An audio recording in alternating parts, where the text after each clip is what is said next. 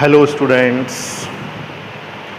आज की इस वीडियो में हम करंट इलेक्ट्रिसिटी के कुछ नेक्स्ट टॉपिक्स लेकर आए हैं और बहुत इम्पॉर्टेंट टॉपिक है ये।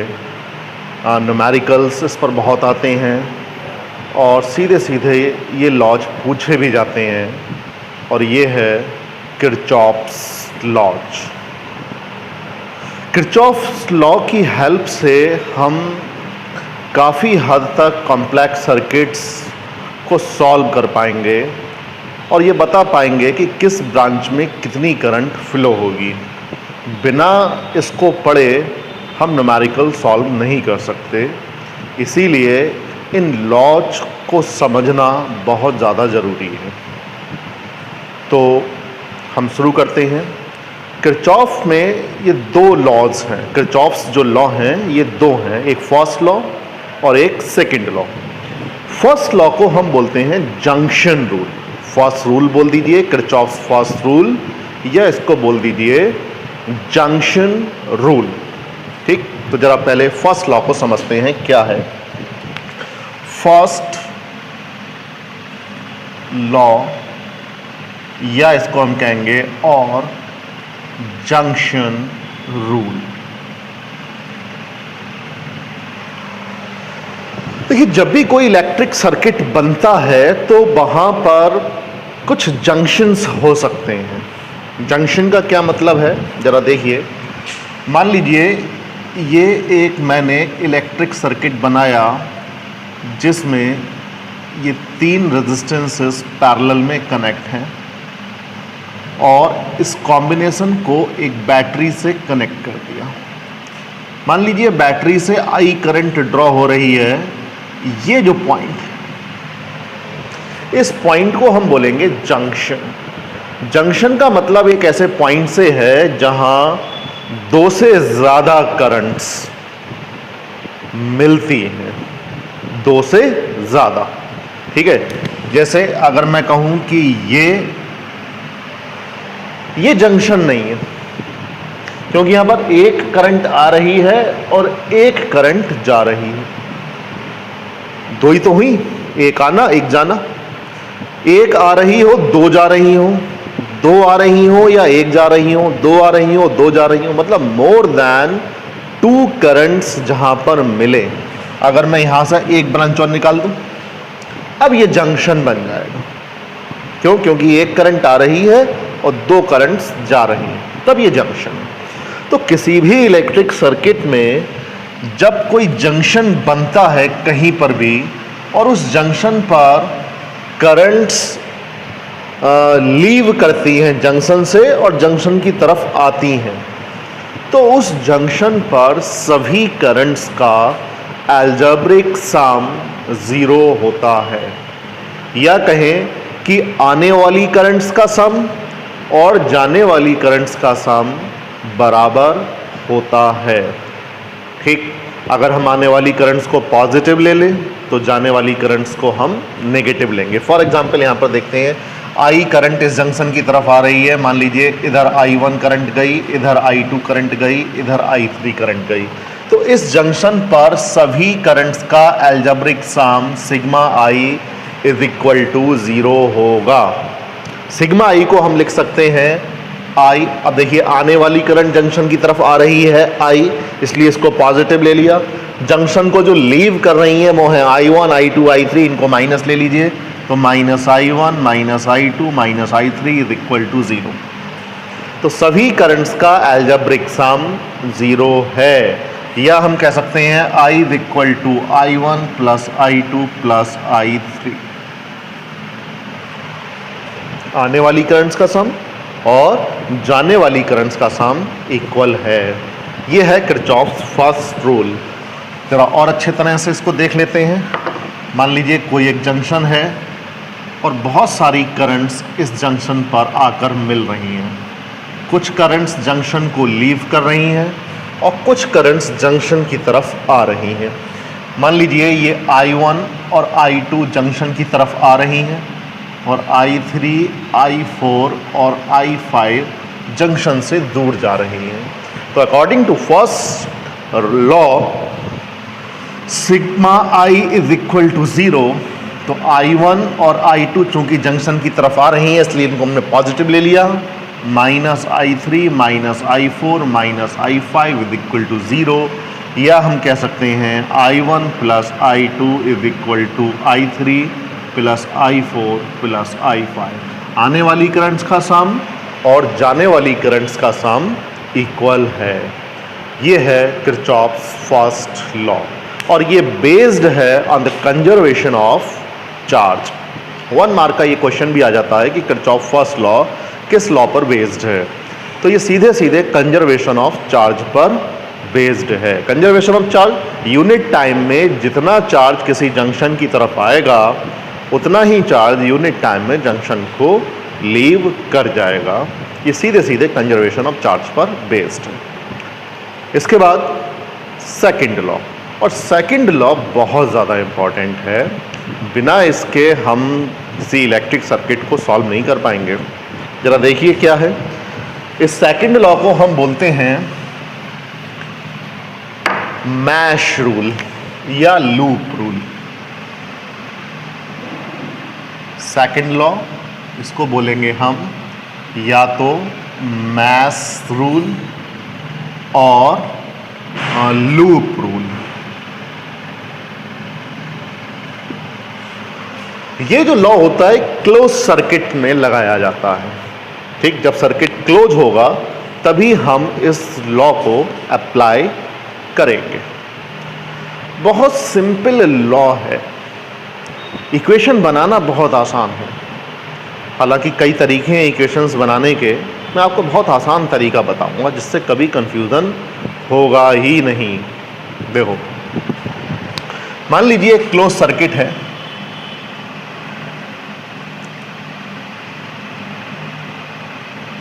और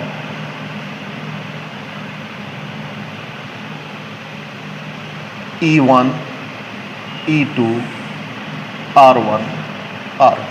मतलब बहुत सिंपल सर्किट अभी बनाया हुआ। इसमें 2 सेल्स लगे हुए हैं, एक का EMF E1 है, दूसरे का EMF E2 है, और साथ ही साथ 2 रेजिस्टेंसेस भी हमने इसमें यूज कर दिए हैं, एक R1 और R2। अभी हमने सेल्स के इंटरनल रेजिस्टेंसेस को शो नहीं किया है। अगर सेल की इंटरनल रेजिस्टेंस होगी तो उसको भी हम यहाँ पर यूज करेंगे। हो सकता है किसी क्वेश्चंस में सेल की इंटरनल रेजिस्टेंस गिवन हो तो फिर हमें उस इंटरनल रेजिस्टेंस को भी यूज करना पड़ेगा, क्योंकि सर्किट क्लोज होगा। सर्किट क्लोज होगा तो सर्किट में करंट होगी, और सर्किट में करंट होगी तो वो करंट इंटरनल रेजिस्टेंस के थ्रू भी पास होगी और इंटरनल रेजिस्टेंस में भी ड्रॉप करेगी। इसलिए उसको हमें छोड़ना नहीं है, उसको भी यूज करना है। यहाँ मैंने सिंपलिसिटी के लिए 2 ऐसे सेल्स कंसीडर कर लिए हैं जिनकी इंटरनल रेजिस्टेंस 0 है या नहीं है। ठीक है, अब मुझे किरचॉफ सेकंड रूल को यूज करना है, उसको समझना है और कैसे इक्वेशन बनानी है वो देखना है। देखिए, किरचॉफ रूल जो सेकंड रूल है वो ये कहता है कि किसी भी क्लोज्ड सर्किट में जितने भी कंपोनेंट्स हैं उन सभी कंपोनेंट्स के अक्रॉस पोटेंशियल डिफरेंसेस का अलजेब्रिक सम 0 होता है। बहुत सिंपल। ठीक है, और दूसरी डेफिनेशन मैं इसकी बताऊंगा ही, दूसरी स्टेटमेंट बताऊंगा ही नहीं। हालांकि एक स्टेटमेंट जिसकी और है, लेकिन बहुत आसान डेफिनेशन है, sigma delta V is equal to 0। बस इसको याद रख लीजिए, इक्वेशन बन गई। क्या मतलब है इसका? ये जो रूल है ये सीधे सीधे एनर्जी कंजर्वेशन पर बेस्ड है। कंजर्वेशन ऑफ एनर्जी का मतलब यह है कि अगर किसी सर्किट में सेल्स लगे हैं और सर्किट में रेजिस्टेंसेस लगे हैं, तो जो सेल्स हैं वो एनर्जी को दे रहे हैं, प्रोवाइड करा रहे हैं सर्किट में, और रेजिस्टेंसेस उस एनर्जी को कंज्यूम कर रहे हैं। जितनी एनर्जी सेल्स ने प्रोवाइड कराई है उतनी ही एनर्जी वो रेजिस्टेंसेस कंज्यूम कर ले। ठीक है, तो एक क्लोज सर्किट में, यानी जहां से हम चलना स्टार्ट करें घूम कर वहीं आ जाएं, चाहे क्लॉकवाइज या एंटी क्लॉकवाइज, इससे कोई मतलब नहीं। ये आपके ऊपर डिपेंड करता है कि आप इस सर्किट में क्लॉकवाइज चलेंगे या एंटी क्लॉकवाइज चलेंगे, इससे कोई लेना देना नहीं है, इक्वेशन पर कोई फर्क नहीं पड़ेगा, ठीक। लेकिन जहां से चलना आप स्टार्ट कर रहे हैं आपको लौटकर वहीं आना है, ठीक है। और सारे कंपोनेंट्स के अक्रॉसेस पोटेंशियल डिफरेंसेस के एल्जेब्रिक सम का क्या मतलब है वो अभी मैं इक्वेशन बनाऊंगा, समझ में आएगा आपको। देखिए, जैसे फॉर एग्जांपल मैं यहां से चलना स्टार्ट करता हूं। अब जब मैं यहां से चलना स्टार्ट किया, मान लीजिए मैं चलता हूं क्लॉकवाइज, ठीक है। तो क्लॉकवाइज में चला, आगे एक कंपोनेंट मिला जो है सेल, और सेल का पॉजिटिव टर्मिनल इस तरफ है, नेगेटिव टर्मिनल इस तरफ है। इसका मतलब ये हुआ कि जब इस पॉइंट से उठकर मैं उस पॉइंट पर जाऊंगा तो पोटेंशियल कम हो जाएगा। जहां पोटेंशियल कम हो जाएगा तो आप माइनस का साइन यूज कर लीजिए, क्योंकि जब यहां से यहां पहुंचेंगे तो पोटेंशियल ड्रॉप हो रहा है। तो मैं क्या लिख लूं, -E1, ठीक है। मान लीजिए इस सर्किट में करंट फ्लो कर रही है, वो करंट मैंने कंसीडर कर ली I, ठीक है।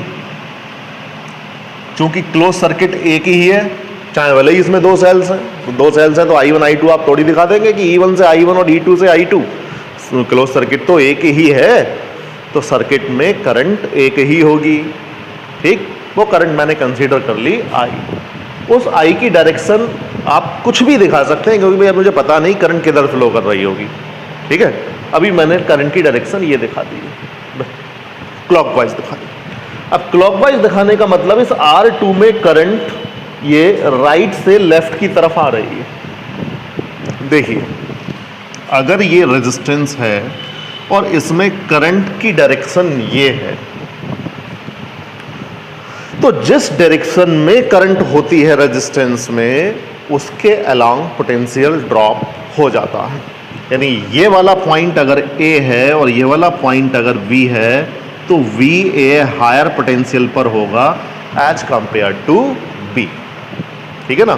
जिस डायरेक्शन में करंट चली रेजिस्टेंस में, अब रेजिस्टेंस के थ्रू करंट होके चली, तो यहां जितना पोटेंशियल था उस रेजिस्टेंस ने पोटेंशियल को ड्रॉप कर दिया, आगे कम रह जाएगा, ठीक है।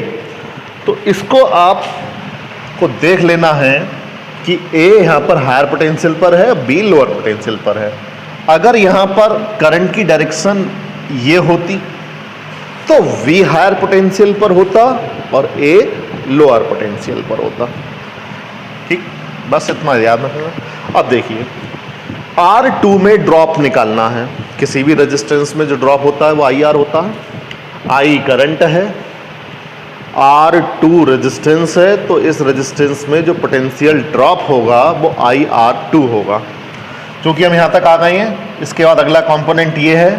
अब यहाँ से यहाँ आए, यहाँ से यहाँ आए, पोटेंशियल कम हुआ या बढ़ा। आप कह रहे हैं देखो करंट की डायरेक्शन ये है रेजिस्टेंस में, और करंट की डायरेक्शन के अलोंग पोटेंशियल ड्रॉप होता है रेजिस्टेंस में, तो पोटेंशियल कम हुआ, माइनस लगा दो, -IR2। फिर अगला कंपोनेंट आया, सेल आया, लेकिन इस बार सेल का पॉजिटिव टर्मिनल इधर है, माइनस इधर है, और हम कम से ज़्यादा पोटेंशियल की तरफ जा रहे हैं। बढ़ गया प्लस E2। फिर अगला कंपोनेंट आया R1, करंट की डायरेक्शन ये है, R1 में जो ड्रॉप होगा IR1, कम हुआ पोटेंशियल इसलिए -IR1, और वहीं पहुंच गया जिस पॉइंट पे था, इज इक्वल टू 0। बस इज इक्वल टू 0 क्यों आया? अगर मैं यहां पर कहता पोटेंशियल मान लीजिए V है, इस पॉइंट पर पोटेंशियल V है, तो V से स्टार्ट करते, फिर -E1, फिर -R2, फिर +E2, फिर -R1, और इज इक्वल टू कहाँ आ जाते, वापस B पर आ जाते। तो V से V कैंसिल होता और क्या आ जाता यहाँ पर 0। तो ये बन गई इक्वेशन किरचॉफ सेकंड रूल को यूज करते हुए। समझ में आया? तो किरचॉफ सेकंड रूल क्या कहता है कि किसी भी क्लोज्ड लूप में, किसी भी क्लोज्ड मैस में जितने भी कंपोनेंट्स हैं, सेल्स हैं, रेजिस्टेंसेस हैं, इंटरनल रेजिस्टेंसेस हैं उन सभी के अक्रॉस पोटेंशियल डिफरेंसेस का एल्जेब्रिक सम 0 होता है। ठीक है, एक और एग्जाम्पल देखते हैं। देखिए एक और सर्किट हमने यहाँ बनाया हुआ है और इस सर्किट में आप देख रहे हैं दो अलग अलग क्लोज लूप्स बने हुए हैं। एक क्लोज लूप ये है और एक क्लोज लूप ये है। ठीक, तो इन दोनों क्लोज लूप्स में अलग अलग किरचॉफ सेकंड रूल यूज किया जा सकता है। किरचॉफ सेकंड रूल यूज करने के लिए पहले हम किसी क्लोज लूप में कितनी करंट है उसको हम देख लेते हैं। यहाँ पर दो सेल्स हैं, दोनों के EMF गिवन है E1 E2, तीन रेजिस्टेंसेज हैं R1 R2 और R3। मान लीजिए E1 सेल से जो करंट ड्रॉ हो रही है वो I1 हो रही है और E2 सेल से जो करंट ड्रॉ हो रही है वो I2 हो रही है। अब दो अलग अलग करंट इसलिए कंसीडर कर लें कि अभी एक ऊपर लूप और है। अगर ये ऊपर वाला लूप नहीं होता तो फिर एक ही करंट पूरे सर्किट में होती, जैसा पिछले वाले एग्जाम्पल में मैंने आपको बताया था। अब ये I2 करंट यहाँ तक आ गई और ये I1 करंट यहाँ तक आ गई। इस जंक्शन पर आके ये दोनों करंट मिल गई। ठीक है, फर्स्ट रूल यूज कर लेंगे किरचॉफ का। फर्स्ट रूल कहता है आने वाली करंट्स और जाने वाली करंट का सम इक्वल होता है। तो I1 और I2 जब यहाँ से मिल गई तो इधर जो करंट जाएगी वो I1 प्लस I2। देखिए अगर आपने यहाँ पर I3 कंसीडर कर लिया तो फिर वेरिएबल I1, I2 और I3 हो जाएंगे, फिर सॉल्व करने में दिक्कत आएगी क्योंकि दो इक्वेशंस बनेंगी आपके दो लूप्स से। तो ये याद रखना है कि हम उतने ही वेरिएबल्स को चूज करें जितनी इक्वेशंस हम बना सकते हैं। तो पहले लूप से एक इक्वेशन, दूसरे लूप से दूसरी इक्वेशन। I3 को हमने इसलिए नहीं लिया क्योंकि किरचॉफ फर्स्ट रूल को हम यूज करके I1 और I2 का सम यहाँ पर जाएगा, इसलिए हमने I3 की जगह सीधे I1 प्लस I2 लिख लिया। ठीक है, अगर आप I3 लिखते तो पहले हमें एक फर्स्ट इक्वेशन भी बनानी पड़ती किरचॉफ फर्स्ट रूल से, I1 plus I2 is equal to I3, फिर उसका भी यूज कर लेते। बात वही आती, हमने पहले ही I1 प्लस I2 लिख रखा है। अब किरचॉफ सेकंड रूल यूज करेंगे। मान लीजिए ये है हमारा पहला लूप, कहीं से भी आप चलना स्टार्ट कर सकते हैं। मान लीजिए मैं यहाँ से चलना स्टार्ट कर रहा हूँ और चलूँगा क्लॉकवाइज। आप एंटी क्लॉकवाइज भी चल सकते हैं भाई, इक्वेशन कोई फर्क नहीं पड़ेगा। ठीक है, और कहीं से भी चलना स्टार्ट कर सकते हैं। अब मैं इस पॉइंट से चलना स्टार्ट किया, यहाँ पर पहुँचा, पहला कंपोनेंट मुझे एक सेल मिला जिसका EMF E2 है, और जब यहाँ से उठ के यहाँ पहुँचा तो पोटेंशियल बढ़ा। क्यों? क्योंकि इसका पॉजिटिव टर्मिनल इधर है, बढ़ा ना, तो प्लस का E2 लिख। ठीक है, अब मुझे जो अगला कंपोनेंट मिला वो मिला R2। R2 में करंट है I2, करंट की डायरेक्शन ये है। ठीक है, तो करंट की डायरेक्शन के अलोंग पोटेंशियल ड्रॉप होता है, तो कितना ड्रॉप करेगा I2 R2। तो जब इस पॉइंट से उठकर मैं इस पॉइंट पर आऊँगा तो पोटेंशियल कम हो चुका होगा, कितना, I2 R2, इसलिए माइनस का साइन इंट्रोड्यूस कर दिया। अब आगे पहुँचे, अगली रेजिस्टेंस मिली R3, और R3 में करंट है I1 प्लस I2, तो ड्रॉप कितना होगा, I1 प्लस I2 ब्रैकेट में इंटू R3, इतना ड्रॉप होगा। और करंट के अलोंग पोटेंशियल ड्रॉप होता है तो यहाँ पर आकर और ड्रॉप हो गया होगा, तो minus I1 plus I2 R3 वापस मैं उसी पॉइंट पर आ गया, इज इक्वल टू 0। ठीक है भाई, तो ये इक्वेशन बन गई। क्या अगर इसको हम सही से लिख लें तो ये इक्वेशन बन जाएगी E2 is equal to I2 R2, ये वाली टर्म सारी उधर जाएंगी, प्लस की I1 R3 plus I2 R3। ठीक है, ये I2 यहाँ से कॉमन आ जाएगा, तो E2 इज इक्वल टू आएगा I1 R3 plus I2 R2 plus R3, equation number 1। ये पहली इक्वेशन बन गई। समझ में आ गई आप लोगों को? अगर समझ में आ रही हो तो आप मुझे बताइएगा कमेंट बॉक्स में कि हाँ ये रूल्स हमारी समझ में आ रहे हैं। अगर नहीं आ रहे हो तो भी बताइए कि ये स्टेप समझ में नहीं आ रही है, मैं आपको फिर बताऊंगा। अब जरा सेकंड इक्वेशन बना के देखते हैं। सेकंड कहीं से भी चलना, मान लीजिए मैं इसी पॉइंट से चलना स्टार्ट कर देता हूँ और इस बार भी मैं क्लॉकवाइज चल रहा हूँ, तो जब इस बार भी क्लॉकवाइज, इसको मिटा देते हैं। देखो यहाँ से चलना स्टार्ट किया, क्लॉकवाइज चल रहा हूँ, तो पहला सेल E1 मिला, क्योंकि ये पॉजिटिव नेगेटिव पोटेंशियल बढ़ा इसलिए पॉजिटिव ले लिया। फिर I1 R1 minus I1 R1, minus क्यों लगाया समझ में आ गया होगा। फिर आगे बढ़े। अब ज़रा ध्यान देने वाली बात है, अब यहाँ पहुँचे, करंट की डायरेक्शन इधर है, तो इधर पोटेंशियल कम होगा, इधर ज़्यादा होगा, और हम कम से ज़्यादा की तरफ जा रहे हैं, पोटेंशियल बढ़ रहा है, तो प्लस लगाएंगे I2 R2, I2 R2। अब फिर उसी पॉइंट पे आना है, पॉजिटिव से नेगेटिव टर्मिनल की तरफ जा रहे हैं, ठीक, कम पोटेंशियल की तरफ जा रहे हैं, माइनस E2, उसी पॉइंट पे आ गए, इज इक्वल टू 0। इक्वेशन क्या बन गई? इक्वेशन बन गई E1 minus E2 is equal to I1 R1 और उधर जाकर minus I2 R2, equation number 2। ये बन गई हमारी इक्वेशन नंबर 2। अब दो इक्वेशंस बनी, दो लीनियर इक्वेशंस हो गई एक्स और वाई में, समझ लीजिए, जो हम मैथमेटिक्स में 6th 7th 8th स्टैंडर्ड में सॉल्व करते हैं। तो I1 I2 दो वेरिएबल्स हैं, E1 आपको गिवन होगा न्यूमेरिकल में, E2 आपको गिवन होगा, R1 R2 R3 गिवन होंगे, और सॉल्व करके हमें I1 और I2 की वैल्यूज़ निकाल लेनी है। जब एक बार हमें I1 I2 की वैल्यूज़ मिल जाएंगी तो हम किसी भी रेजिस्टेंस में कितनी करंट जा रही होगी ये बता सकते हैं। इस पर आप न्यूमेरिकल सॉल्व करिए, जो प्रॉब्लम आए मुझे बताना।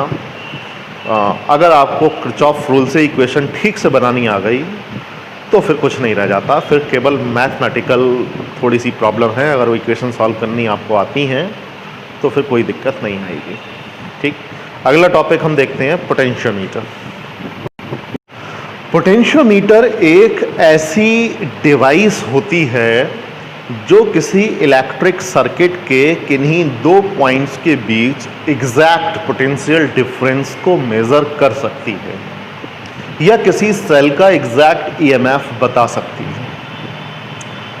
Volt meter exact potential difference नहीं बताता या किसी सेल का एग्जैक्ट ईएमएफ नहीं बताता है। वजह क्या है पहले समझ लेते हैं। मान लीजिए हमारे पास एक सर्किट है, बहुत सिंपल सर्किट मैं अभी बना रहा हूँ। 6 वोल्ट का एक सेल है और 6 ही ओम की एक रेजिस्टेंस है, और अभी मैं ये मान लेता हूँ कि इस सेल की इंटरनल रेजिस्टेंस 0 है फिलहाल, ठीक है। तो 6 वोल्ट का सेल, 6 ओम की रेजिस्टेंस, इंटरनल रेजिस्टेंस चूँकि है ही नहीं, इसलिए जो करंट फ्लो करेगी यहाँ से वो 1 एम्पियर की फ्लो करेगी, ठीक है। तो 6 ओम के अक्रॉस जो पोटेंशियल डिफरेंस होगा वो 6 वोल्ट का होगा, क्योंकि इंटरनल रेजिस्टेंस जब है ही नहीं तो उसमें ड्रॉप ही नहीं होगा। लेकिन अगर हमें 6 वोल्ट को मेज़र करने के लिए कोई वोल्ट मीटर का यूज करें और हम कहें कि ज़रा देखो इस 6 ओम के अक्रॉस 6 वोल्ट आ रहा है कि नहीं आ रहा, तो हमने यहाँ पर एक वोल्ट मीटर लगा दिया, और जैसे ही हमने यहाँ वोल्ट मीटर लगाया वैसे ही एक और क्लोज सर्किट ये बन गया। एक आइडियल वोल्ट मीटर की रेजिस्टेंस इनफाइनाइट होती है, और अगर ये वोल्ट मीटर आइडियल होता तो यहाँ से कोई भी करंट ड्रॉ नहीं करता, क्योंकि इसकी रेजिस्टेंस इनफाइनाइट होती।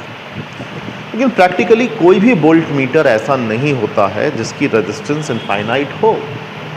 हाँ, वोल्ट मीटर हम ऐसा बना सकते हैं जिसकी रेजिस्टेंस ज़्यादा से ज़्यादा हो, जितनी ज़्यादा से ज़्यादा रेजिस्टेंस होगी उतनी ही कम करंट ड्रॉ करेगा, और जितनी कम करंट ड्रॉ करेगा वो उतना ही ज़्यादा एक्यूरेट रीडिंग दे सकता है, लेकिन फाइनाइट तो नहीं होगा। अब जैसे ही वोल्ट मीटर लगाया, इस वोल्ट मीटर की अपनी कुछ ना कुछ रेजिस्टेंस है और एक क्लोज सर्किट बन गया, तो जो 1 एम्पियर यहाँ से आ रही थी, ये 1 एम्पियर ये दो जगह डिवाइड कर दें। कुछ करंट वोल्ट मीटर के थ्रू चली जाएगी, बाकी की करंट 6 ओम, यानी 6 ओम में वोल्ट मीटर की एब्सेंस में जो 1 एम्पियर जा रही थी वो वोल्ट मीटर की प्रेजेंस में 1 एम्पियर से कम जा रही। तो क्या होगा, 6 ओम के अक्रॉस जो पोटेंशियल डिफरेंस अब रह जाएगा वो 6 वोल्ट से कम रह जाएगा, क्योंकि कुछ वोल्ट मीटर ने करंट ड्रॉ कर ली। ठीक, तो ये जो वोल्ट मीटर है ये एग्जैक्ट जो 6 वोल्ट का पोटेंशियल डिफरेंस था वो रीड नहीं कर रहा, उससे कम रीड कर रहा। एग्जैक्ट पोटेंशियल डिफरेंस रीड कहाँ किया इसने। इससे बचने के लिए हम एक डिवाइस यूज करते हैं जिसका नाम है पोटेंशियोमीटर। अगर हमने इन दोनों पॉइंट्स के बीच पोटेंशियोमीटर यूज किया होता तो हम एग्जैक्ट 6 वोल्ट दिखाता। ठीक है, अब वो कैसे वर्क करता है, क्या इसका प्रिंसिपल है, जरा इसको समझते हैं।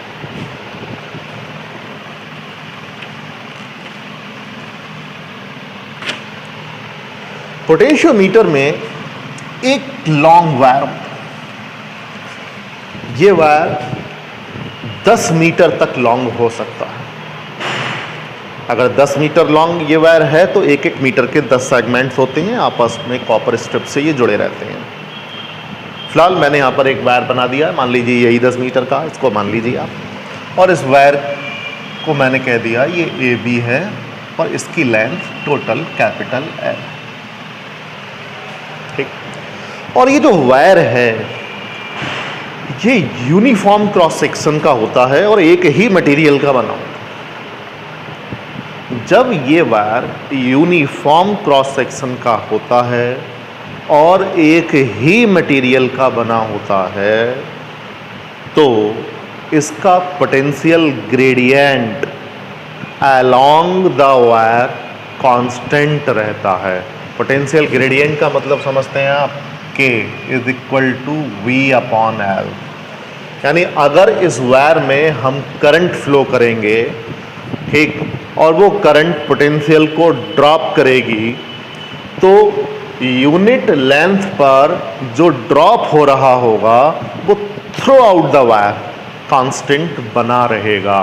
यानी कि अगर एक ग्राफ प्लॉट किया जाए L में और potential difference across any length तो एक हमें स्ट्रेट लाइन मिलेगी। ठीक है, यानी कि अगर मैं 1 सेंटीमीटर पे ड्रॉप देखूं, फिर 2 पर देखूं, फिर 3 पर, फिर 4 पर, फिर 5 पर, वो लीनियरली बढ़ेगा। Potential gradient along the wire constant रहता है ऐसे वायर का। यही प्रिंसिपल है पोटेंशियोमीटर का कि अगर एक यूनिफॉर्म क्रॉस सेक्शन और एक ही मटेरियल का वायर यूज कर लिया जाए तो उस वायर की पर यूनिट लेंथ पर potential drop along the wire constant बना रहता है और ये वायर को फिर हम एक स्केल की तरह यूज कर सकते हैं। ठीक है, कैसे यूज कर सकते हैं स्केल की तरह से, जरा देखिए।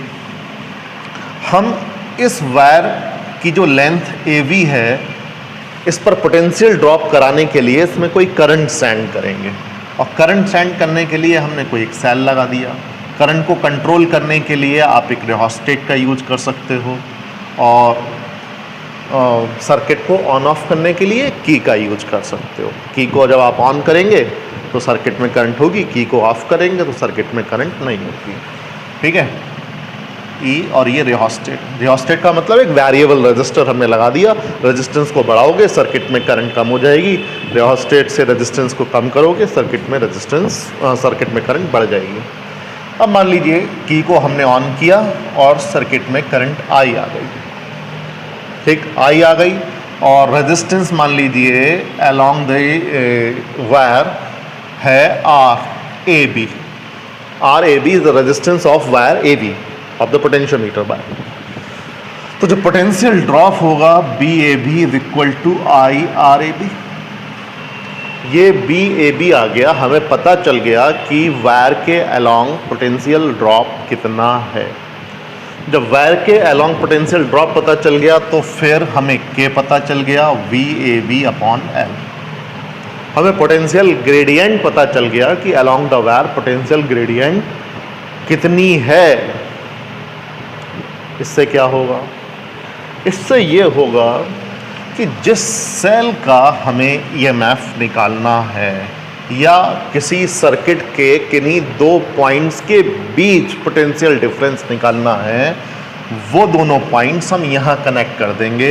इसके आगे एक गैल्वेनोमीटर लगाएंगे और गैल्वेनोमीटर का दूसरा एंड हम एक जॉकी से कनेक्ट करेंगे। जॉकी एक पेन की तरह से होता है, उसमें हम वायर कनेक्ट कर देते हैं और इस वायर पर कहीं भी उसको टच करा सकते हैं। इसको जॉकी बोलते हैं, जे से रिप्रेजेंट कर देते हैं। मान लीजिए मुझे किसी सेल का ईएमएफ निकालना है, तो मैंने यहाँ पर वो वाला सेल लगा दिया। ध्यान ये रखना है कि अगर ए पॉइंट हायर पोटेंशियल पर है आपका, तो जो सेल या जो सर्किट के दो पॉइंट हम यूज करेंगे उसका जो टर्मिनल ए पे कनेक्ट करें वो हायर पोटेंशियल वाला ही कनेक्ट करें, ताकि करंट अपोजिट डायरेक्शंस में रहे सर्किट में। यानी यहाँ से ये जो करंट देगा ये वाला सेल ये इधर देगा, और चूंकि ए और जे में ए हायर पोटेंशियल पर है, जे लोअर पोटेंशियल पर है, तो आप कह सकते हैं ए और जे भी एक सेल की तरह काम करेगा और वो एक वेरिएबल पोटेंशियल डिफरेंस की तरह बिहेव करेगा, क्योंकि हम इस जे को कहीं भी टच करा सकते हैं। मान लीजिए मैंने जे को अगर यहाँ टच करा दिया तो ए और जे के बीच पोटेंशियल डिफरेंस बढ़ जाएगा, क्योंकि लेंथ बढ़ गई है ना। तो ये जो है वी ए जे ये वेरिएबल है, और यहाँ पर एक सेल लगा रखा है जिसका ईएमएफ ई है। तो ये जो ए और जे के बीच में पोटेंशियल डिफरेंस क्रिएट हुआ जो कि वेरिएबल है, जो हम वेरी करा सकते हैं जॉकी को कहीं भी टच करा करके, तो उसकी करंट इधर आएगी। और जो ये ईएमएफ हमने जो अननोन ईएमएफ का सेल लगाया हुआ है उसकी करंट, तो दोनों अपोजिट डायरेक्शंस में है और बीच में एक गैल्वेनोमीटर लगा हुआ है। अगर मान लीजिए इसकी करंट ज़्यादा हो गई और इसकी करंट कम हो गई, तो सर्किट में नेट करंट क्लॉकवाइज फ्लो कर जाएगी। और अगर वी ए जे की करंट ज़्यादा हो गई, ई की करंट कम हुई, तो एंटी क्लॉकवाइज फ्लो कर जाएगी। यानी कि करंट इस गैल्वेनोमीटर में उधर भी जा सकती है, इधर भी जा सकती है। गैल्वेनोमीटर अगर आप देखेंगे तो गैल्वेनोमीटर में बीच में ज़ीरो होगा, डिफ्लेक्शन इधर भी जा सकता है, डिफ्लेक्शन इधर भी जा सकता है। जो भी करंट की डायरेक्शन होगी उसी की तरफ ये डिफ्लेक्ट हो जाता है। गैल्वेनोमीटर करंट के क्वांटिटी को मेज़र नहीं करता है, बल्कि इस बात को मेजर कर लेता है, इस बात को डिटेक्ट कर लेता है कि सर्किट में करंट है या नहीं। गैल्वेनोमीटर से ही हम वोल्टमीटर और एमीटर बना लेते हैं, वो अगले चैप्टर में पढ़ेंगे। तो हमें जो जॉकी है उस जॉकी को मूव करा करके वो पॉइंट ढूंढना है जिस पॉइंट पर इसमें डिफ्लेक्शन ना आए, क्योंकि अगर वी ए जे की वैल्यू ई से ज़्यादा हो गई तब भी इसमें डिफ्लेक्शन आएगा। अगर वी ए जे की वैल्यू ई से कम हो गई तब भी गैल्वेनोमीटर में डिफ्लेक्शन आएगा। लेकिन अगर V A J is equal to E हो जाए तो गैल्वेनोमीटर में कोई भी डिफ्लेक्शन नहीं आएगा। इस पॉइंट को हम बोल देते हैं नल पॉइंट। तो हमें नल पॉइंट ढूंढना होता है। मान लीजिए वो नल पॉइंट हमें ए पॉइंट से स्मॉल एल डिस्टेंस पर मिल गया। स्मॉल एल डिस्टेंस पे नल पॉइंट मिलने का मतलब है कि ए और जे के बीच में जो भी पोटेंशियल डिफरेंस है वो इस सेल के ईएमएफ के इक्वल है। तो अगर ए और जे के बीच में पोटेंशियल डिफरेंस निकाल दिया जाए तो हमें सेल का ईएमएफ मिल जाएगा, ठीक है ना। और इस केस में इस सेल के इंटरनल रेजिस्टेंस में ड्रॉप नहीं हो रहा है। क्यों? क्योंकि इस सर्किट में कोई करंट है ही नहीं। जब कोई करंट ही नहीं है तो सेल की इंटरनल रेजिस्टेंस में कोई ड्रॉप होगा ही नहीं। तो वी ए जे की वैल्यू जो भी होगी वो एग्जैक्ट इस सेल के ईएमएफ के इक्वल होगी, ठीक है। और वी ए जे निकालने के लिए हम पोटेंशियल ग्रेडियंट की वैल्यू निकाल चुके हैं। और पोटेंशियल ग्रेडियंट क्या था? के का मतलब potential drop per unit length. तो एल लेंथ पर कितना ड्रॉप होगा? तो वी ए जे हमें मिल जाएगा के इंटू स्मॉल एल। के the potential drop per unit length, तो एल लेंथ पे कितना ड्रॉप? के एल। और वी ए जे किसके इक्वल है? ईएमएफ के। तो E इज इक्वल टू कितना आ गया, K। तो इस कॉन्सेप्ट का यूज करते हुए हम किसी अननोन सेल की ईएमएफ निकाल सकते हैं या किसी सर्किट के दो पॉइंट्स के बीच में एग्जैक्ट पोटेंशियल डिफरेंस निकाल सकते हैं। ठीक है, अब इस पोटेंशियोमीटर की दो एप्लीकेशंस दी हैं, उन एप्लीकेशंस को भी आप देख लीजिए।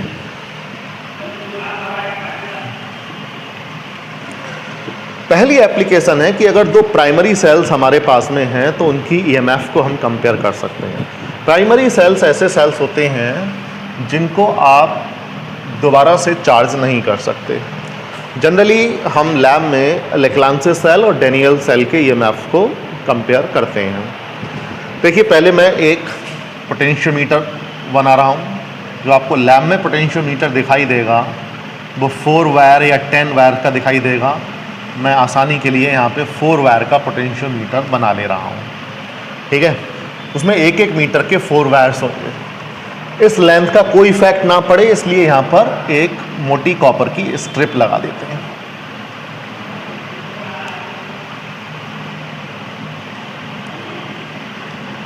ए बी, तो एक पोटेंशियोमीटर वायर है जिसकी लेंथ 4 मीटर है। 10 मीटर का भी हो सकता है, उसमें 10 वायर होंगे। अब हमें क्या करना है, इस पोटेंशियोमीटर वायर में पोटेंशियल ड्रॉप कराना है। पोटेंशियल ड्रॉप कराने के लिए हमें इसको एक सेल से कनेक्ट करना पड़ेगा। तो हमने इसको एक सेल से कनेक्ट कर दिया, एक की लगा दी, एक रिहोस्टेट लगा दिया जो करंट को कंट्रोल कर ले। की इसलिए लगा दी कि अगर हमें रीडिंग नहीं लेनी है तो हमें सारे वायर नहीं ओपन करने पड़ेंगे, केवल बस की को ऑफ कर दो। ठीक है, की का बस इतना यूज है। रिहोस्टेट का क्या यूज है, रिहोस्टेट से हम सर्किट में फ्लो होने वाली करंट को कंट्रोल कर सकते हैं।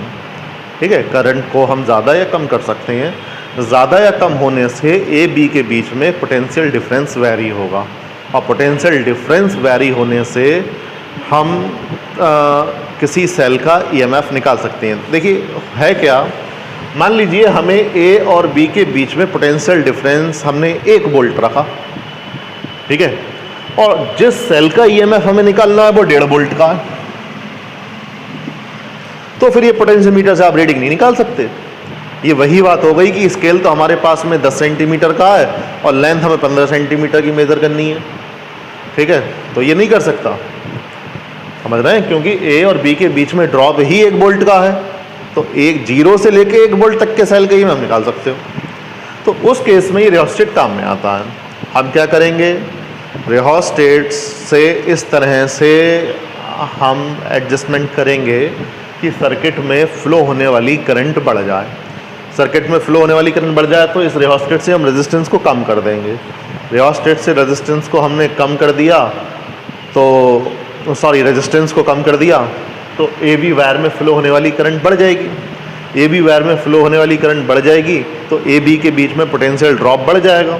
अगर हम उस पोटेंशियल ड्रॉप को बढ़ा करके 1.5 वोल्ट से ज़्यादा कर दें, 2 वोल्ट कर दें मान लीजिए, तो फिर हम 1.5 वोल्ट के सेल को बैलेंस कर सकते हैं।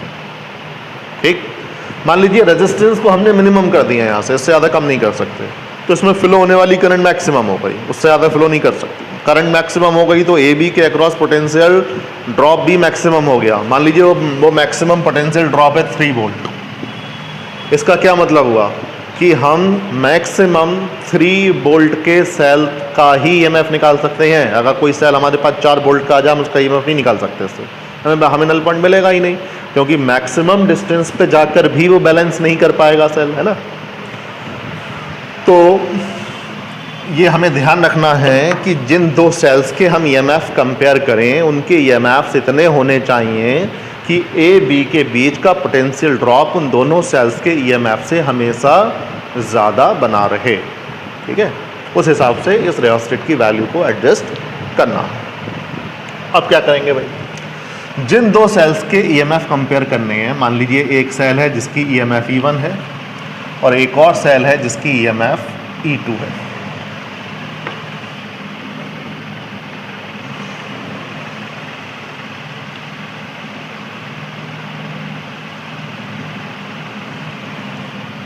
E1 और इसकी EMF E2। तो दोनों सेल के पॉजिटिव टर्मिनल ए पॉइंट से कनेक्ट कर दिए और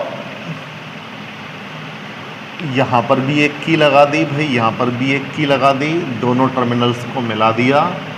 एक गैल्वेनोमीटर और गैल्वेनोमीटर का दूसरा टर्मिनल आप इस वायर पे कहीं भी टच कर सकते हैं। इस की को आप कह दीजिए K, इसको कह दीजिए K1 और इसको कह दीजिए K2। ये K तो हमारी ड्राइविंग की, K ऑफ रहेगा तो सर्किट ही ऑफ रहेगा, ठीक है। इसीलिए K को जब भी हमें रीडिंग लेनी है तो K को तो ऑन करना ही करना है। अब क्या करना है, मान लीजिए इसमें E1 लेक्लांसे सेल है और E2 डेनियल सेल है, ठीक। मैं अभी लेक्लांसे और डेनियल सेल के बारे में नहीं जा रहा हूँ, ये क्या होते हैं, ठीक है, क्योंकि फिर ये वीडियो बहुत लंबी हो जाएगी। बस मान के चलिए एक लेक्लांसे प्राइमरी सेल है और एक डेनियल सेल है, उसके पॉजिटिव नेगेटिव टर्मिनल्स क्या होते हैं ये आपको लैब में पता चल जाएगा। अब जब हमें लेक्लांसे सेल का EMF निकालना है, डेनियल का नहीं निकालना, तो हम K1 को ऑन कर देंगे, K2 को ऑफ रहने देंगे। K1 को ऑन कर दिया, K2 को ऑफ कर दिया। क्या होगा, यहाँ से हम बैलेंसिंग लेंथ निकालेंगे। बैलेंसिंग लेंथ निकाली, मान लीजिए वो बैलेंसिंग लेंथ आई हमारी L1 पर। बैलेंसिंग लेंथ को मेजर कैसे करते हैं भाई, एक बार मान लीजिए कंप्लीट हो गया ये 100 सेंटीमीटर का, तो इतनी लेंथ और मेजर कर लो, एक स्केल लगा रहता है यहाँ पर, तो वो टोटल लेंथ देख लो कितने पे आई। मान लीजिए वो टोटल लेंथ आई L1 सेंटीमीटर पर, तो E1 इज इक्वल टू आ गया KL1, इक्वेशन नंबर 1। अब हम क्या करेंगे, इस की को ओपन कर देंगे और इस की को क्लोज कर। अब सर्किट में दूसरा सेल आ गया जिसकी EMF E2 है। एक बार हम फिर उसी प्रोसेस को दोहराएंगे, एक बार फिर बैलेंसिंग लेंथ को निकालेंगे। मान लीजिए इस बार बैलेंसिंग लेंथ आई L2, तो इक्वेशन क्या बनेगी, E2 is equal to KL2, equation number 2। दोनों को करेंगे डिवाइड। अब आप जरा यहाँ पे ध्यान से देखिए, K से K मैंने कैंसिल कर दिया। क्यों कर दिया, देखिए हमने यहाँ पर जो प्रैक्टिकल किया है लैब में, जो हमने परफॉर्मेंस की है, उसमें जब पहला सेल लगाया था E1 और सर्किट में कुछ करंट रही होगी AB वायर में, AB वायर में कुछ करंट रही होगी, तो AB वायर के अक्रॉस पोटेंशियल डिफरेंस आया होगा, जिसकी वजह से इस वायर के अलॉन्ग पोटेंशियल ग्रेडियंट रहा होगा, ठीक है, वो K है। अगर इस वायर में करंट की वैल्यू चेंज हो जाए, जैसे आपने K1 को क्लोज करके L1 की वैल्यू निकाली, इसके बाद आप K1 को ओपन करके K2 को क्लोज कर रहे हैं, लेकिन इतने बीच में कोई स्टूडेंट आके इस रिवर्स्टेट की वैल्यू को चेंज कर दे, ठीक है, ये तो की लगी होगी, चेंज कर दे, या किसी और वजह से सर्किट में करंट बदल जाए, यानी जितनी करंट लेक्लांसे सेल के केस में वायर में थी उतनी करंट डेनियल सेल के केस में ना हो, बदल जाए, तो फिर potential drop along the wire AB बदल जाएगा, और potential drop along the wire AB बदल जाएगा तो पोटेंशियल ग्रेडियंट बदल जाएगा। फिर आप उस K से K को कैंसिल नहीं कर सकते। इसीलिए हम क्या करते हैं, यहाँ पर सीरीज में एक एमीटर डाल देते हैं। देखो एमीटर का बहुत बड़ा रोल है यहाँ पर। हमने एमीटर को देखा कि जिस समय K1 को क्लोज किए हैं एमीटर कितना रीड कर रहा है, हालांकि कोई यूज नहीं है, केवल नज़र डाल लो कि एमीटर रीड कितना कर रहा है, ठीक। फिर जब हम K1 को ओपन करें और K2 को क्लोज करें तो एक बार फिर नज़र डालो क्या एमीटर उतना ही रीड कर रहा है जितना K1 क्लोज होने पर कर रहा था। अगर उतना ही रीड कर रहा है तो हाँ भी K सेम होगा, कैंसिल हो जाए। लेकिन अगर वो रीडिंग बदल गई है तो आप रियोस्टेट की वैल्यू को आपस ऐसे एडजस्ट करो कि एमीटर उतनी ही रीडिंग देने लगे जितनी पहले दे रहा था। यहाँ पर आपका एक प्रैक्टिकल हो गया, समझ रहे हैं, जो लैब में आप इसको इस तरह से कर सकते हैं। ये कंपैरिजन है दो प्राइमरी सेल्स के EMF का, और लैब में बहुत ये कराया जाता है स्टूडेंट्स के लिए, और बोर्ड एग्ज़ाम में अक्सर स्टूडेंट्स को मिल जाता है ये, ठीक है। तो बस एमीटर लगाने का एक बहुत बड़ा यूज़ है, क्योंकि जब तक आपने लेक्लांसे सेल की रीडिंग ली उतनी देर में हो सकता है कि क्योंकि हमारा प्राइमरी सेल है, प्राइमरी सेल से करंट ड्रॉ होती चली जाती है तो वीक होता चला जाता है, वापस इसको चार्ज कर नहीं सकते। तो हो सकता है डेनियल सेल के यूज़ करने के जब तक हम करें, जब तक करंट की वैल्यू कम हो जाए और के की वैल्यू उतनी ना रहे, तो फिर के को उससे के कैंसिल तो कर दिया लेकिन वास्तव में वो इक्वल नहीं थे, तो फिर ऐसे केस में एग्जैक्ट रीडिंग नहीं आ पाती है। तो बहुत अच्छा रहेगा कि आप एक एमीटर को यूज करें और रीडिंग को लेक्लांसे सेल और डेनियल सेल के दौरान ये देख लें कि एमीटर की रीडिंग सेम आ रही है, ताकि हम श्योर हो जाएं कि हाँ भाई के की वैल्यू अब सेम। तो गई हमने श्योर हो गए एमीटर को देख करके, के से के कैंसिल कर दीजिए, तो E1 अपॉन E2 की वैल्यू हमारे पास आ गई L1 अपॉन L2। हमने कंपैरिजन कर लिया दो प्राइमरी सेल्स की EMF का, ठीक है। इसके बाद एक और इसकी एप्लीकेशन है, हम किसी प्राइमरी सेल की इंटरनल रेजिस्टेंस को भी मेज़र कर सकते हैं। देखिए उसका सर्किट क्या है। मैंने वीडियो को यहाँ पर बंद करके नहीं लगाया ताकि आपको सर्किट बनाना आ जाए, वरना तो सर्किट बनाया आ जाता फिर आपकी समझ में नहीं आता। वही 4 वायर का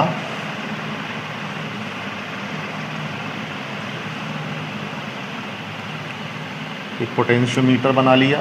ये 3 कॉपर की स्ट्रिप लगा देने से ये लेंथ ख़त्म हो जाती है, ये A ये B। सबसे पहले तो हमें ए बी वायर में करंट सेंड करनी है। करंट सेंड करने के लिए एक सेल, एक की, एक रेहोस्टेट ये कनेक्ट कर दिया, एक एमीटर डाल दो सीरीज़ में ताकि के की वैल्यू को हम ये श्योर हो जाएं कि सेम है, ठीक है। ये की के है, जब प्रैक्टिकल करेंगे, जब रीडिंग लेंगे तभी के को ऑन करेंगे। अब सेकेंडरी सर्किट बनाते हैं। उस सेकेंडरी सर्किट में हम एक ऐसा प्राइमरी सेल यूज करेंगे जिसकी इंटरनल रेजिस्टेंस हमें निकालनी है। तो हमने यहाँ से एक सेल लगा दिया, सेल के साथ पैरेलल में एक रेजिस्टेंस बॉक्स लगाते हैं, रेजिस्टेंस बॉक्स, और एक की लगा देते हैं। इस की को बोल देते हैं हम K1 और इसको बोल देते हैं K2 गैल्वोमीटर, और इसको जॉकी से कनेक्ट, ठीक है। इसका EMF मान लीजिए E। देखो भाई कैसे करते हैं, सर्किट समझ में आ गया आपके। पहले तो प्राइमरी सर्किट तो वैसे ही है जैसा हमारा पहले था।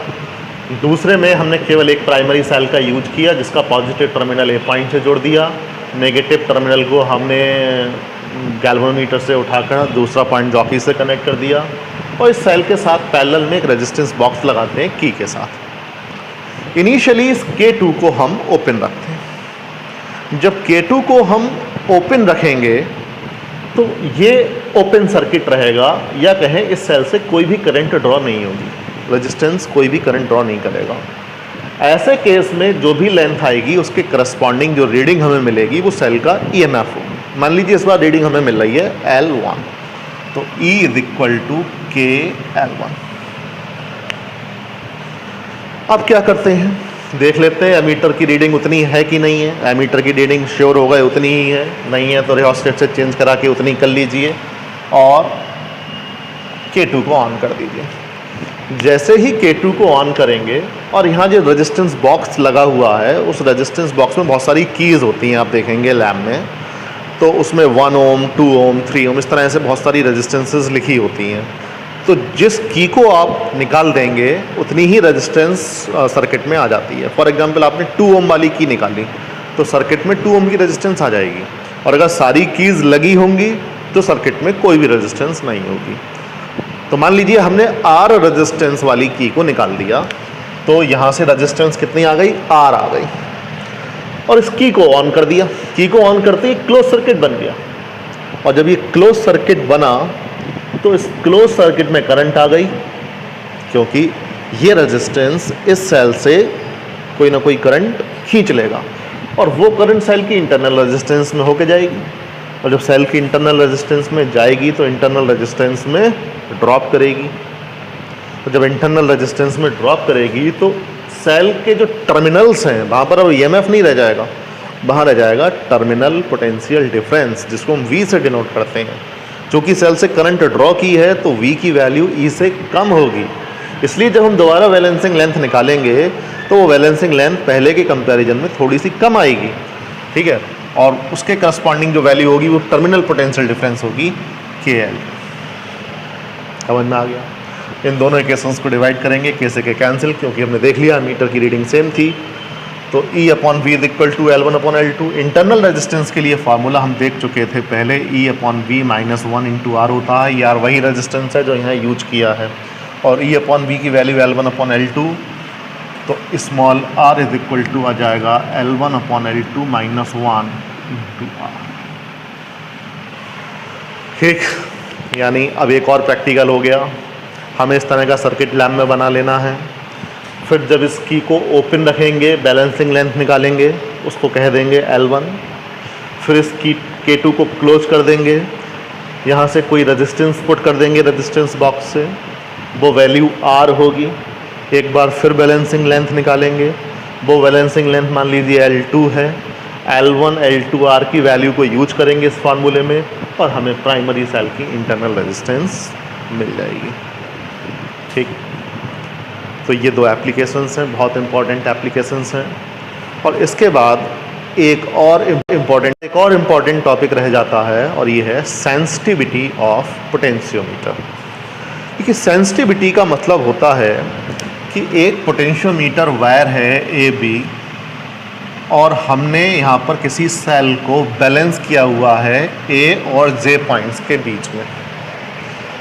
अगर हम इस सेल के EMF में बहुत स्लाइटली चेंज करें तो A और J के बीच की जो लेंथ है उसमें बहुत ज़्यादा वेरिएशन मिले, तब हम ऐसे पोटेंशियोमीटर को कहेंगे कि ये सेंसिटिव है। आप इस तरह से समझ सकते हैं कि जैसे हमारे पास कोई तराजू है, उस तराजू में एक किसी पड़ले में हमने जरा सा वज़न बदला, बहुत जरा सा वज़न बदला, तो जो उसकी जो निडल है वो तेज़ी से भागे, ठीक है, तो हम कहेंगे कि हाँ ये बहुत ज़्यादा सेंसिटिव है। ठीक, हल्के से वजन को बदलने पर ही भाग रहा है तेज़ी से। वही चीज़ यहाँ पर है कि EMF में जरा सा भी चेंज हो और बैलेंसिंग लेंथ तेज़ी से भागे, तब हम कहेंगे कि ये जो पोटेंशियोमीटर है वो बहुत ज़्यादा सेंसिटिव है। ठीक है, या हम इस तरह से भी कह सकते हैं कि ये पोटेंशियोमीटर कम से कम पोटेंशियल डिफरेंस को मेज़र कर सके। जितना कम से कम मेज़र कर पाएगा उतना ही ज़्यादा सेंसिटिव ये होगा। एक एग्जाम्पल समझते हैं। फॉर एग्जाम्पल, इस वायर का पोटेंशियल ग्रेडियंट 1 वोल्ट पर मीटर है, 1 वोल्ट पर सेंटीमीटर, 1 वोल्ट पर सेंटीमीटर। ठीक है, ये इसका पोटेंशियल ग्रेडियंट है, यानी 1 सेंटीमीटर की लेंथ पर 1 वोल्ट ड्रॉप हो रहा है इस वायर में। और हमें एक ऐसे सेल का EMF निकालना है जिसका EMF मान लीजिए 0.1 वोल्ट फॉर एग्जाम्पल। तो होगा क्या, 1 वोल्ट 1 सेंटीमीटर पे बैलेंस हो रहा है, तो 0.1 वोल्ट 0.1 सेंटीमीटर पर ही बैलेंस हो जाएगा। यानी जो हमें बैलेंसिंग लेंथ मिलेगी वो कितने में मिलेगी, 0.1 सेंटीमीटर। मान ली वायर है 10 मीटर लंबा, अब 10 मीटर लंबा वायर और बैलेंसिंग लेंथ मिल रही है 0.1 सेंटीमीटर पे, तो आप ये कहेंगे कि भाई बैलेंसिंग लेंथ इसमें है ही नहीं। ठीक है ना, नल पॉइंट मिल ही नहीं रहा। तो ज़्यादा अच्छा होगा कि वायर के बीचों बीच में कहीं नल पॉइंट मिले तो ज़्यादा अच्छा रहेगा ना। ठीक है ना, तो नल पॉइंट बीचों बीच में मिलने का मतलब है कहीं 5 मीटर पे ये 0.1 वोल्ट बैलेंस होता, तो K की वैल्यू क्या आनी चाहिए थी, K की वैल्यू आनी चाहिए थी 0.1/5, या कहें 1/50 वोल्ट पर मीटर। इसके कंपैरिजन बहुत कम है ये। तो पोटेंशियल ग्रेडियंट की वैल्यू जितनी कम होगी सेंसिटिविटी उतनी ही ज़्यादा होगी। अब पोटेंशियल ग्रेडियंट को कम करने के 2 तरीके हो सकते हैं। K इज इक्वल टू होता है VAV/L। एक तरीका तो ये है कि आप जो वायर है पोटेंशियोमीटर का AV, उसके अक्रॉस पोटेंशियल डिफरेंस को कम कर दो। पोटेंशियल डिफरेंस को कम करने के लिए उसमें करंट को कम सेंड करो। करंट को कम सेंड करने के लिए उसके साथ सीरीज़ में कोई हाई रेजिस्टेंस लगा दो। तो सीरीज़ में हाई रेजिस्टेंस लगाओगे, पोटेंशियोमीटर वायर में करंट कम जाएगी, potential drop across the potentiometer wire कम हो जाएगा, VAV कम होगा तो पोटेंशियल ग्रेडियंट कम हो जाएगी। ठीक है ना। ये एक फिक्स्ड लेंथ के पोटेंशियोमीटर के लिए आप ऐसा कर सकते हैं।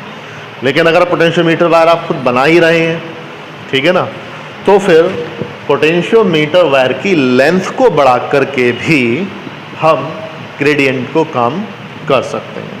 तो अगर फिक्स लेंथ का पोटेंशियोमीटर है तो हम सीरीज़ में रेजिस्टेंस लगा दें, उससे ग्रेडियंट कम हो जाती है। या अगर हम पोटेंशियोमीटर बना रहे हैं तो ज़्यादा लेंथ यूज करके हम पोटेंशियल ग्रेडियंट की वैल्यू कम कर सकते हैं, जिससे पोटेंशियल ग्रेडियंट की वैल्यू कम हो जाएगी और पोटेंशियोमीटर की सेंसिटिविटी बढ़ जाएगी। तो यहाँ तक पोटेंशियोमीटर के बारे में हो गया और किरचॉफ रूल्स के बारे में हो गया। आप यहाँ तक आज कंप्लीट कर लीजिए। अगली वीडियो में व्हीटस्टोन ब्रिज और मीटर ब्रिज के बारे में पढ़ेंगे। Thank you.